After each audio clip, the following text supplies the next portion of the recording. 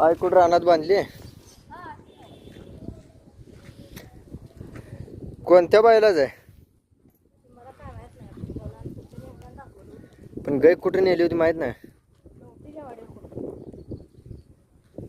लवटी वाडीवर खोंड आहे ती खोंड भरला होता 5-6 महिने झालं वासरला येते दूध अजून